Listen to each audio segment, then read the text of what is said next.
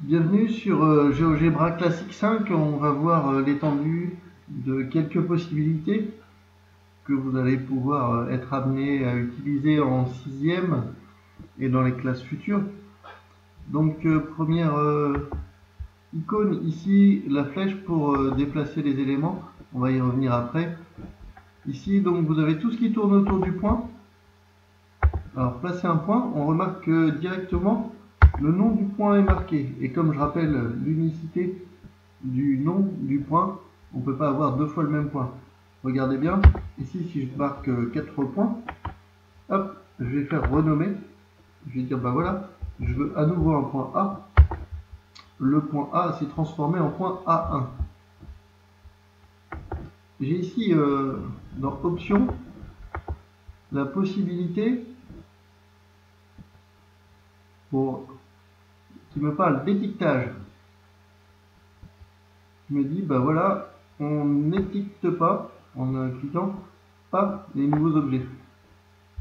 Donc les points ici ne sont pas nommés. Donc si je veux afficher l'étiquette, ça veut dire que c'est le point E. Si je veux enlever l'étiquette, donc voilà, avec un clic droit, je l'enlève. Donc toujours là-dedans, un point qui est sur un objet, une intersection, donc pour ça, on va faire de droite, par exemple, donc on clique sur droite, entre BA et A1C. On remarque que dans la rubrique algèbre, là sur le côté, tout est décrit. Et si je reprends la flèche, si je clique sur le point C, ici, hop, il disparaît. Il réapparaît. Donc je vais sur point, intersection, je clique sur cette droite-là, il construit automatiquement le point C. Je vais redemander à nouveau l'étiquetage automatique pour faire apparaître le point F. Donc voilà, pour la droite, on va tracer un segment. Il l'étiquette également. Voilà, un segment, une demi-droite, E passant par A. Le reste n'est pas du programme du collège, mais un segment de longueur donnée. Donc par exemple, si je demande un segment de longueur 8 cm, et après, ici plus loin, vous avez distance ou longueur. Ça fait forcément 8. Je vous ferai remarquer qu'il le crée forcément horizontalement. Mais après, bien sûr, avec la flèche déplacée, je peux le tourner.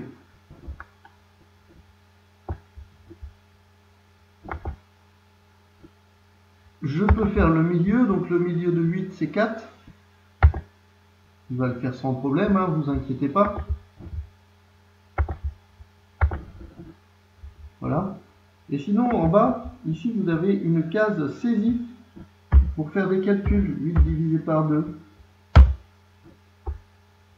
Et il vous donne la réponse ici.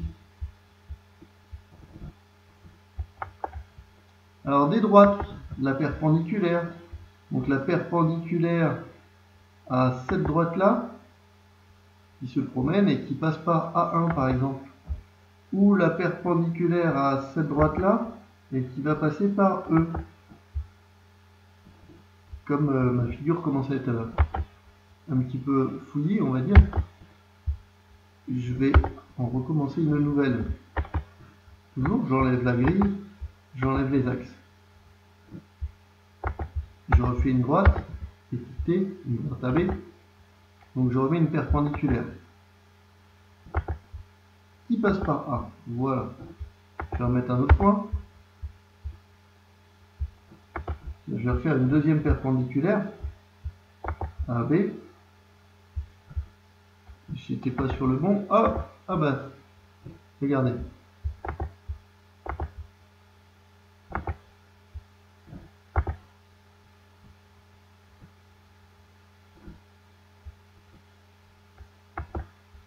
j'ai fait une mauvaise droite, ah, éditer, annuler, ou alors CTRL Z.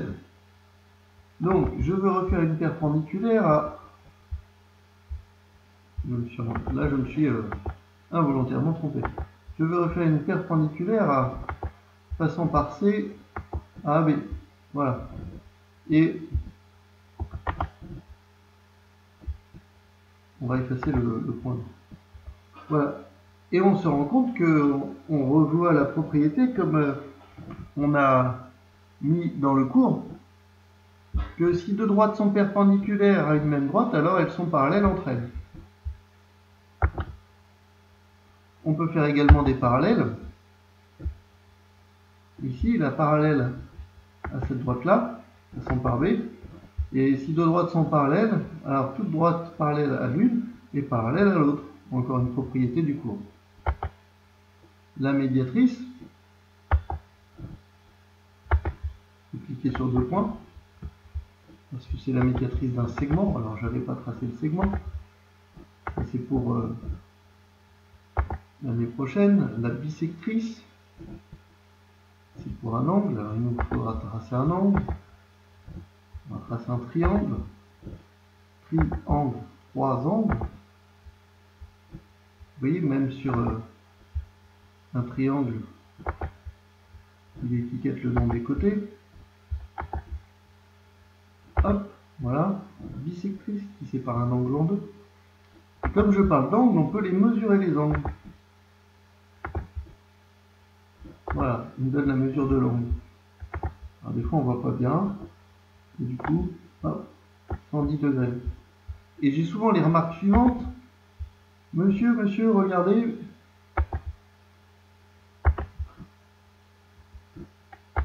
Il m'a pas mesuré l'angle que je voulais. L'angle, il est à l'extérieur. Et bien, j'ai dit, écoutez, il y a un sens pour mesurer l'angle. Donc, je recommence ma mesure.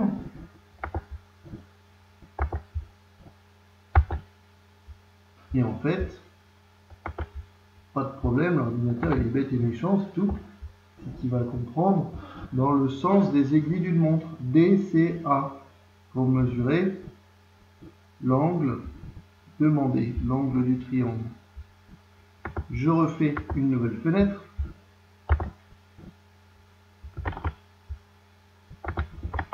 J'enlève les lettres, j'enlève les grilles. Un cercle défini par un centre et un point. Et puis des fois, ben, on est bien embêté parce que parfois on se dit, ah, en fait, mon cercle,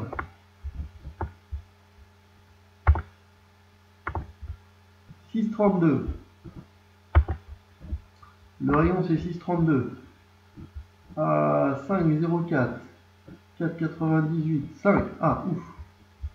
Mais en fait, il y a plus simple. Il suffit de mettre cercle rayon. Voilà. Ça va plus vite. Je vous fais remarquer qu'on peut également faire intersection entre deux cercles. Mais que du coup, il y en a deux. Une en haut, une en bas.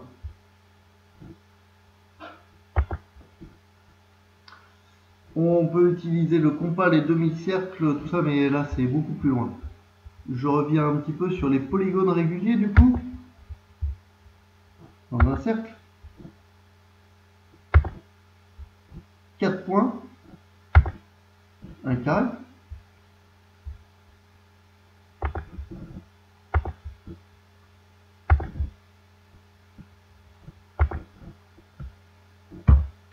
Points, un hexagone, et pareil, il tourne dans le sens des aiguilles d'une montre.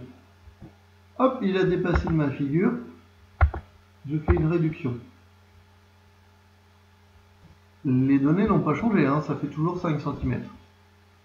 Les ellipses, on va pas s'en servir. Là, c'est des instruments de mesure.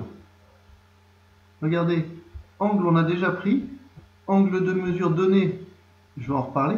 L'air du carré. Hop, direct. L'air du polygone, 147. Voilà. C'est remarqué à nouveau sur le côté. Je reviens sur l'angle.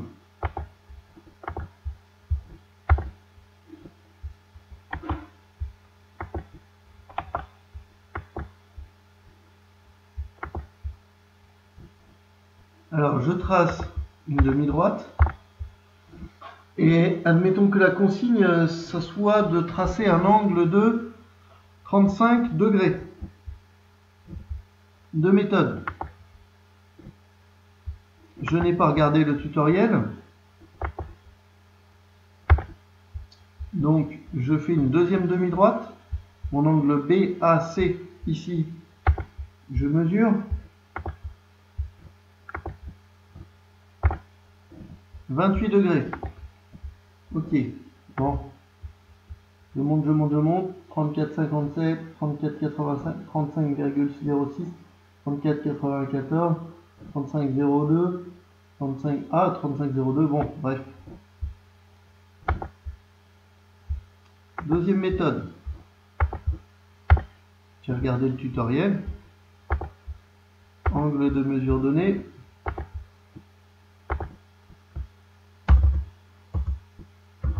et je demande 35 degrés.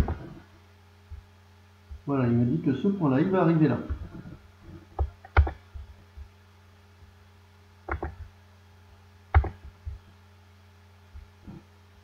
Voilà. Ici, je le renomme.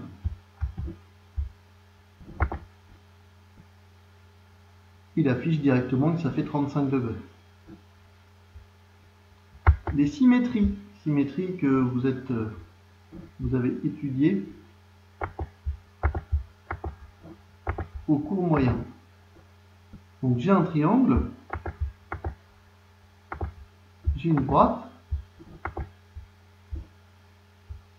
et je vais faire la symétrie axiale de ce polygone par rapport à cette droite.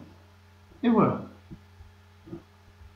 Ce sera pareil pour la symétrie centrale, la rotation, la translation ou l'homothétie.